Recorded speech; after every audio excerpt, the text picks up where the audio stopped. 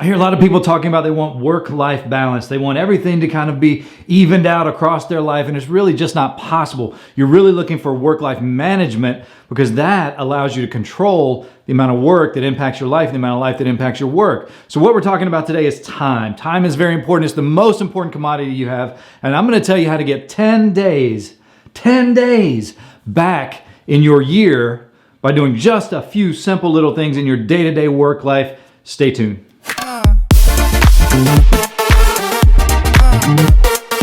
Welcome back. My name is Kevin. I'm an executive coach, a speaker, and co-founder of Hug Your People. We're going to talk about time today. How do you get time back? It seems to be the question that a lot of people are asking. It's becoming increasingly important. If you're a parent, you really know how time is important. If you run a business, how do you make the soccer game and run the business? How do you get to multi-six figures, seven figures, or even just six figures and still have time for your family? It really comes down to a few things that you can do in your day. So today I'm going to tell you about how to get 10 days back in your year just by doing a few simple things and adjusting a few habits that you already have in your work life. So how do we create 10 days a year? It's very simple. We're going to do some simple math. We're going to create 1 hour a day over 5 days a week over a 48-week work year.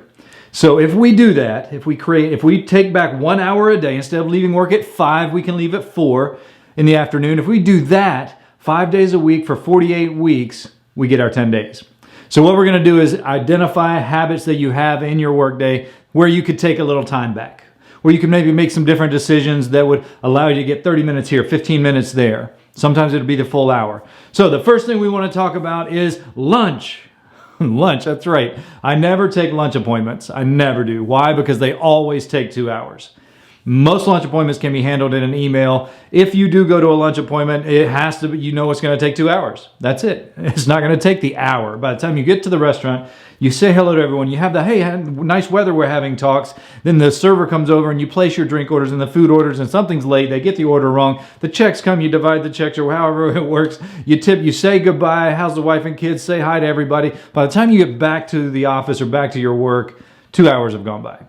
And the actual meeting part that was in there was probably able to be solved in an email. And so I stopped taking lunch appointments because I need to get that time back. And really, there's a couple things around that. If you do take lunch appointments, or even if you take lunch, and I hope you do, here's some things that really happen around that time that we don't recognize. The 15 minutes coming into lunch typically are not productive, because you're getting things ready to go away, or you're thinking about what you're going to eat, or you're starving. And so the 15 minutes going into lunch are not productive. So how can you curtail that? Well, one, have a snack mid-morning. That way you're not so hungry that that's all you're thinking about. And two, adjust the time you go to lunch. If you need to go to lunch at 11 so you don't think about it, so you're eating before you're hungry, and that'll save you 15 minutes, awesome. Now the other part of that is on the backside of lunch. Now this is the challenge, because we know full belly, you come back, the office is nice and it's dark and you start to fall asleep. But the 30 minutes after you get back from that lunch break or the lunch appointment typically are not productive, because what do? I got to check on Facebook again. I got to go to social media. Let me make sure I miss any emails. What's going on this afternoon? And by the time you do all that, half hour has passed. So how do you go from your lunch break directly back into it? My strategy is I take lunch from 12 to 1 every day. I eat lunch with my son every single day. At 1 o'clock firm, I have a meeting. I have a client. So it's not an appointment. It's a paying client. A paying client at 1. Very important to me. That is revenue in my business. That is something I'm not going to miss. It's on my calendar every single day, and I know I'm going to be there, and I know I've got to be on time. So my mechanism for making sure I go from the break time with my son and lunch into being highly productive is I put something that brings revenue to my business at the time that I want to go from eating to working, right? And that forces me to get back into it. And then after that 1 o'clock that 1 o'clock appointment with my client, then I've got a little break, right? So then I get back to my to-do list, I get back to my marketing, get back to my writing and things like that. But that is my strategy of using lunch to really come back into it. All right, next we're going to talk about meetings. Let's say you go to a meeting and what happens? It's the same deal as lunch. The 15 minutes coming in, the 15 minutes coming out are generally unproductive. I'm getting ready for the meeting. I'm getting over the meeting. So when you look at lunch, lunch can save you an hour or more if you go to a lot of lunch appointments, and coming in and out of meetings can save you time too. If you show up for the meeting on time, but not early, on time, to where you're getting right into it. And then when you come out of the meeting, the conversation's over and you go right back to getting into productivity. Like, I know that's easy to say and hard to do, but there is camaraderie that you want to be a part of, and you've got to really enjoy that. But what we're doing is we're trying to find only an hour a day to create your 10 days a year. So the next piece, this really comes down to how productive do you want to be? When you get to work, what is your routine? Is it say hi to everybody, get the coffee, check the bulletin board, go say hi to them and her and him and everybody else, and check my emails and check social media. Got to check my fantasy basketball team too while I'm at it. And how do you come into work and how do you get right to business, right? Because what we're doing is we're trying to shrink the time that you work and increase the productivity you have. That's the real goal. So you really have to look at that. And the same on the backside. How do you leave work? Do you have 30 minutes of let me wrap things up? And is that what you need? Right? Every day I stop work. I've got a hard stop at 4 o'clock. And every day I've got a client from 3 to 4. So it's just like coming out of lunch. I go from ending my client call straight out into my family time. And I can do that because I've done all the wrap-up stuff, the admin, the P&Ls, the finance stuff, the meetings, all the team building. I've done all that before 4 o'clock because I know at 4 o'clock it's a firm stop. So as soon as I hang up the phone with that client, it's done. There's nothing more for me to do today. I wrap it firm. So 9 to 4, I'm highly productive. And it's really 9 to 12 and 1 to 4.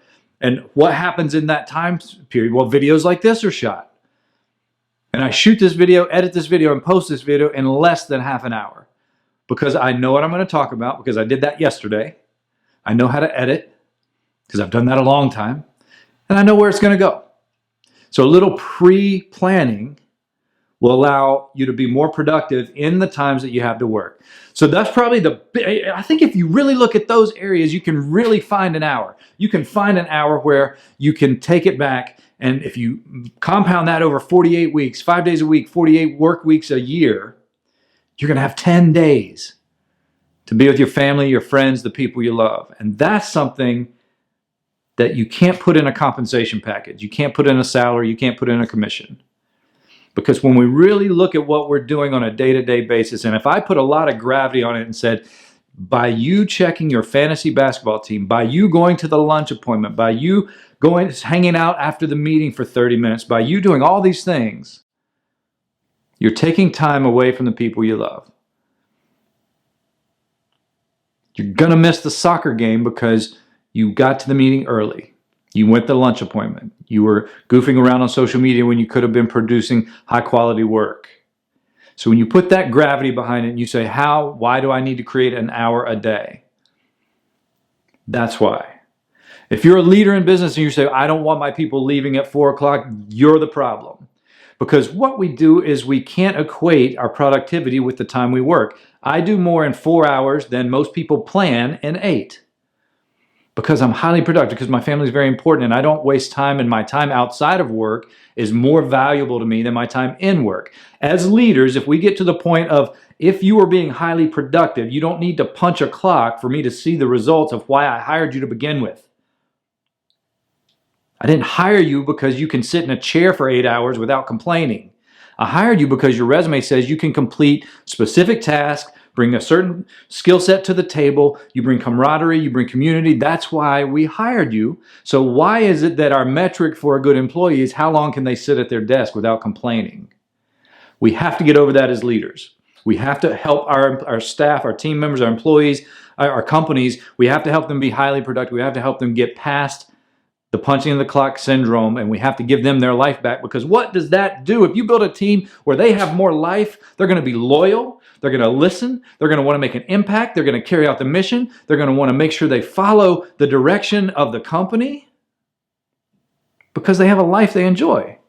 If they're sitting around doing nothing because you're going to look down on them because there's an hour left in the day, and you're going to give them grief if they leave when they've done all their work at a very high level.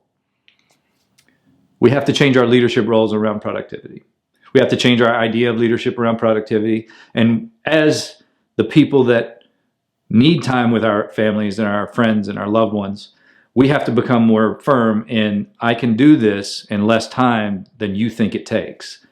And if my performance drops, that's a conversation. If my performance stays the same, I should not be penalized because the company wants me just to be here. So think about that. How is your productivity impacting your life? How can you get 1 hour a day back 5 days a week over 48 weeks a year? And how are you, if you're the leader, leading your team to a better existence, to a better life, to better relationships? If you lead them to that, they will impact your bottom line. I guarantee it. Hit the comments if you have any questions. Don't forget to hit that subscribe button. More content like this coming your way. My name is Kevin. See ya.